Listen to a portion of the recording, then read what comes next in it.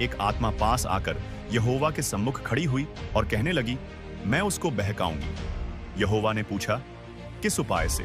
उसने कहा, मैं जाकर उसके सब भविष्यद्वक्ताओं में बैठकर उनसे झूठ बुलवाऊंगी। दोस्तों, पूरे इतिहास में झूठे मसीह और झूठे भविष्यवक्ता मानवता के लिए एक कांटा रहे हैं, जो अपने धोखेबाज शब्दों और कार्यों से लोगों को गुमराह करते हैं। प्रेरितों के चले जाने के बाद से लेकर आज तक इन भरमाने वालों ने कमजोर लोगों को भरमाया है और उन्हें अपने साथ विनाश में छोड़ दिया है।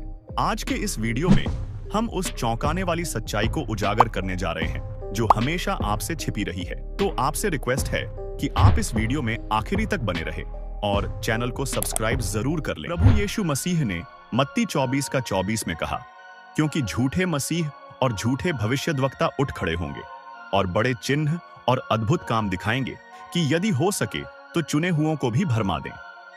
याद रखें, हम भूल जाते हैं कि प्रभु ने इन अंत दिनों के विषय में ही ये बातें कहा था। और हम गलती कहां करते हैं कि हम जिस भी विश्वास में हैं, चाहे पेंटेकोस्टल हो या बैप्टिस्ट, मेथोडिस्ट या किसी भी अन्य विश्वास से क्यों ना हो, जब कोई हमारे विश्वास से अलग बताने लगता है तो हम उन्हें ही भरमाने वाला समझ लेते हैं। पर दोस्तों, बाइबल ने या प्रभु ने हमें ऐसा कुछ भी नहीं कहा। आइए देखते हैं वचन हमें क्या बताती है। क्योंकि झूठे मसीह और झूठे भविष्यद्वक्ता उठ खड़े होंगे। अंग्रेजी में लिखा है, For there shall arise false Christs and false prophets। याद रखें, false Christs, Christ बहुवचन and false prophets, prophet बहुवचन। Christ या मसीह का मतलब होता है अभिषिक्त जन, या यूं कहें आत्मा से अभिषिक्त। अब वचन में लिखा है, कोई एक मसीह नहीं होगा, पर बहुत सारे झूठे मसीह और बहुत सारे झूठे भविष्यवक्ता उठ खड़े होंगे। ये भविष्यवक्ता या प्रॉफिट आत्मा से अभिषिक्त होंगे, पर याद रखिएगा, उनकी शिक्षाएं परमेश्वर के वचन के विपरीत होगी। आपने इन प्रॉफिट का नाम तो सुना ही होगा, prophet Bajinder Singh, prophet Anmol Malik, prophet Jagjit Singh, prophet Harpreet, prophet Johan, और भी आज न जाने ऐसे कितने हैं जो अपने नाम के आगे प्रॉफिट लगाए घूम रहे हैं। अभी इनसे ये पूछो, मेरे से मिले हो कहीं पे? कहीं मिले बाबा? नहीं, सॉरी, माफ कीजिएगा। तो क्या वे सचमुच में परमेश्वर द्वारा अभिषिक्त प्रॉफिट हैं या नहीं? या क्या अपने नाम के आगे प्रॉफिट भर लगा देने से प्रॉफिट हो जाते हैं? आप इस बात को देखिए, पुराने नियम में जब इजराइल परमेश्वर के मार्ग से वापस मुड़ गए थे, उसके प्रचारक, उसके याजक और उसकी सरकार सभी ने प्रभु का वचन छोड़ दिया था। परंतु इस बात का उन्हें एहसास तक नहीं था। उनका मानना था कि वे प्रभु के वचन के साथ हैं। लेकिन वचन कहता है, परंतु एक ऐसा मार्ग है जो मनुष्य को तो सीधा प्रतीत होता है, परंतु उसका अंत मृत्यु ही है। तब परमेश्वर का वचन एक सच्चे भविष्यवक्ता के पास आता था, क्योंकि प्रभु का वचन या प्रभु के वचन की व्याख्या एक सच्चे भविष्यवक्ता के पास आती है। हर समय ऐसा ही होता आया है। इसके विषय में आप वचन से देखिए, योएल 1:1, यहोवा का वचन जो पतूएल के पुत्र योएल के पास पहुंचा। ठीक उसी तरह यहेजकेल 1:3 वचन, यहोवा का वचन बूजी के पुत्र यहेजकेल याजक के पास पहुंचा। आप वचन से देख सकते हैं कि परमेश्वर का वचन एक सच्चे भविष्यवक्ता के पास आता था, और उनका काम क्या था? इस्राएल को वापस परमेश्वर की ओर वापस फेरना। पर आजकल के इन भविष्यवक्ताओं या कहें प्रॉफिट्स को देखिए कि वे क्या करते हैं। पवित्र आत्मा ने मेरे को दिखाया, हनी सिंगर, परमेश्वर की आत्मा ने मुझे कहा, तुझे उद्धारकर्ता का एक मौका मिल रहा है 2025 में यीशु मसीह को। Present leaders who are known to everybody shall be quietened in 2019 by the Lord. Young leaders with forward-looking principles. अब आप ही सोचिए, ऐसी भविष्यवाणी से परमेश्वर का क्या भला हो रहा है, या परमेश्वर के लोगों का क्या भला होगा? इससे तो सिर्फ इन लोगों की वाहवाही होगी, न कि परमेश्वर की। बाइबल में जितने भी प्रॉफिट हुए, सबकी शिक्षा परमेश्वर के वचन के साथ मैच करती थी। पर दोस्तों, क्या आपने कभी इनकी शिक्षा को परमेश्वर के वचन से मिलाने की कोशिश की? कम से कम 20-25 वीडियो देख लेना, तुमको मेरा लेवल पता चल जाएगा। डैनियल भाई, क्या आप घमंड कर रहे हैं? बिल्कुल करूंगा। प्रभु ने मत्ती 7:21 में कहा, जो मुझसे हे प्रभु कहता है, उनमें से हर एक स्वर्ग के राज्य में प्रवेश न करेगा, परंतु वही जो मेरे स्वर्गीय पिता की इच्छा पर चलता है। उस दिन बहुत लोग मुझसे कहेंगे, हे प्रभु, क्या हमने तेरे नाम से भविष्यवाणी नहीं की और तेरे नाम से दुष्ट आत्माओं को नहीं निकाला और तेरे नाम से बहुत अचंभे के काम नहीं किए? तब मैं उनसे खुलकर कह दूंगा, मैंने तुमको कभी नहीं जाना। हे कुकर्म करने वालों, मेरे पास से चले जाओ। देखिए, प्रभु ने साफ साफ कहा कि जो लोग ऐसे काम करते हैं, बड़े बड़े भविष्यवाणी करने वाले, बड़े बड़े चंगाई करने वाले, उनसे खुल के कह देगा कि मैं तुम्हें नहीं जानता। फिर भी आज भीड़ के भीड़ इनके पीछे दौड़ रही है, प्रभु ने कहा। और अंधा यदि अंधे को मार्ग दिखाए तो दोनों गड्ढे में गिर पड़ेंगे। दोस्तों, इन झूठे मसीहियों या भविष्यवक्ताओं को हम कैसे पहचानें?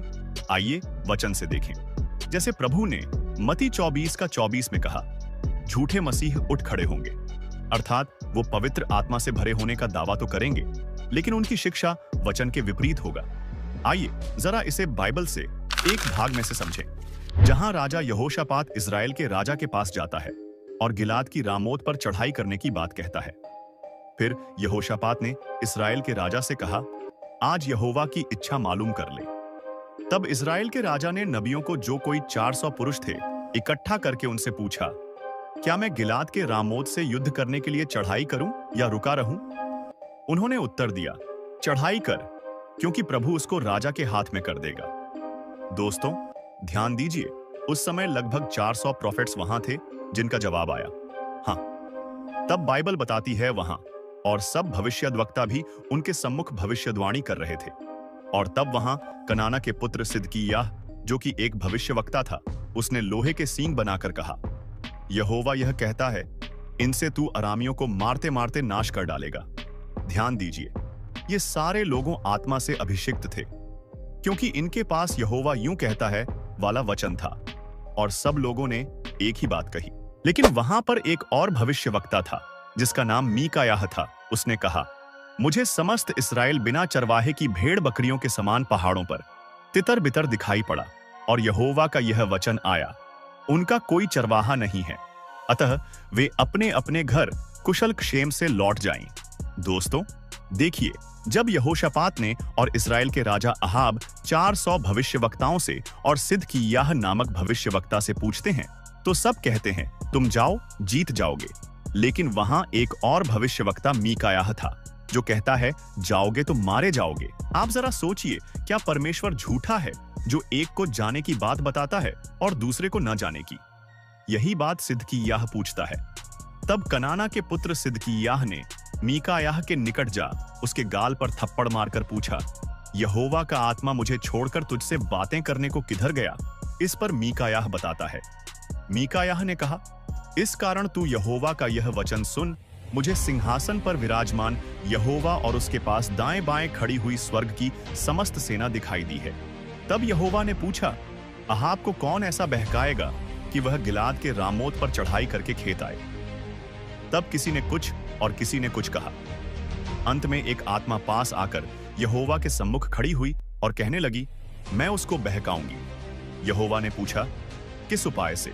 उसने कहा, मैं जाकर उसके सब भविष्यद्वक्ताओं में बैठकर उनसे झूठ बुलवाऊंगी। यहोवा ने कहा, तेरा उसको बहकाना सफल होगा, जाकर ऐसा ही कर। तो अब सुन, यहोवा ने तेरे इन सब भविष्यद्वक्ताओं के मुंह में एक झूठ बोलने वाली आत्मा बैठाई है, और यहोवा ने तेरे विषय हानि की बात कही है। जी हां दोस्तों, परमेश्वर ने लगभग 400 प्रोफेट्स में झूठ बोलने वाली आत्मा बैठाई, जिसको अहाब ने विश्वास कर लिया और नाश हो गया। ठीक यही बात आज के प्रोफेट्स और प्रचारकों के साथ हो रहा है। उन्हें लग रहा है कि वो लोगों को सही बता रहे हैं, ठीक सिदकिय्याह और उन 400 भविष्यवक्ताओं के जैसे, जिन्हें लगा कि यहोवा ने कहा है। वैसे ही आज लोगों को लग रहा है कि पवित्र आत्मा हमसे बातें कर रहा है। आत्मा ने मेरे को दिखाया, हनी सिंगर, परमेश्वर के लोग अहाब की तरह इन प्रोफेट्स और प्रचारकों को सुन के धोखे में है और नाश होने के कगार पे हैं, वह कहता है। और इसी कारण परमेश्वर उनमें एक भटका देने वाली सामर्थ्य को भेजेगा, ताकि वे झूठ पर विश्वास करें। परमेश्वर ही आज भविष्यवक्ताओं और प्रचारकों में झूठ बोलने वाली या भटकाने वाली आत्मा को भेजा है, जिससे जो झूठ से प्रेम रखते हैं नाश हो जाए। हम कैसे पहचाने कि कौन झूठा है या कौन सच्चा? इसके लिए प्रभु ने कहा, झूठे भविष्यद्वक्ताओं से सावधान रहो, जो भेड़ों के भेष में तुम्हारे पास आते हैं, परंतु अंतर में फाड़ने वाले भेड़िए हैं। अतः उनके फलों से तुम उन्हें पहचान लोगे। क्या है उसके फल? गलातियों 5:22। पर आत्मा का फल प्रेम, आनंद, शांति, धीरज और दया, भलाई, विश्वास, नम्रता और संयम है। पहली बात की, जो परमेश्वर का सच्चा सेवक होगा उसमें यह फल दिखाई देंगे, जिसमें एक फल है विश्वास, जो आज के लोगों को या प्रचारकों में नहीं पाया जाता है। मैं विश्वास यीशु मसीह में करने की नहीं कह रहा। याकूब की पत्री बताती है कि यीशु मसीह पर तो दुष्ट आत्मा भी विश्वास करते हैं, पर लोग आज उसके वचन पर विश्वास नहीं करते हैं।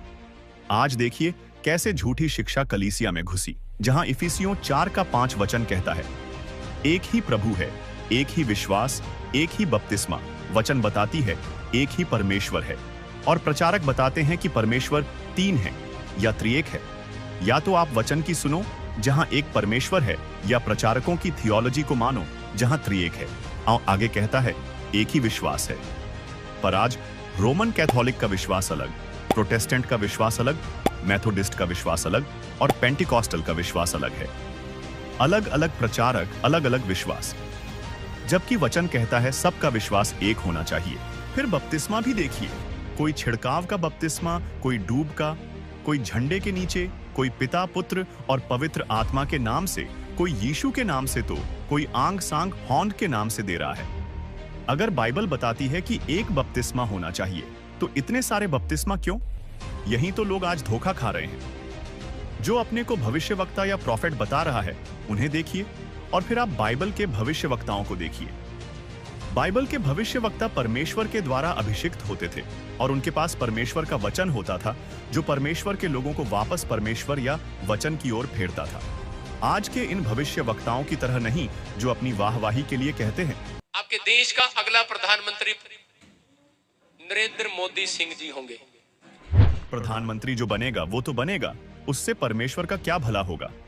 आप सोचो दोस्तों, संत पौलुस ने इस बात को आज से 2000 साल पहले बताया था और कहा था, मैं जानता हूं कि मेरे जाने के बाद फाड़ने वाले भेड़िए तुम में आएंगे, जो झुंड को न छोड़ेंगे। और प्रेरितों के चले जाने के बाद ऐसा ही हुआ। झूठे प्रचारक उठ खड़े हुए, और जो शिक्षा प्रेरितों ने सिखाई थी उसे छोड़ दूसरी शिक्षा या झूठी शिक्षा चर्चों में फैलाया गया। आज हमें जरूरत है वापस बाइबल की शिक्षाओं की ओर फिरने की। तो दोस्तों, क्या थी बाइबल की सच्ची शिक्षा? हम इसके दूसरे पार्ट में जानेंगे। अगर आपको भी जानना है तो नीचे कमेंट बॉक्स में कमेंट जरूर करें। वीडियो अच्छी लगी हो तो सब्सक्राइब जरूर करें।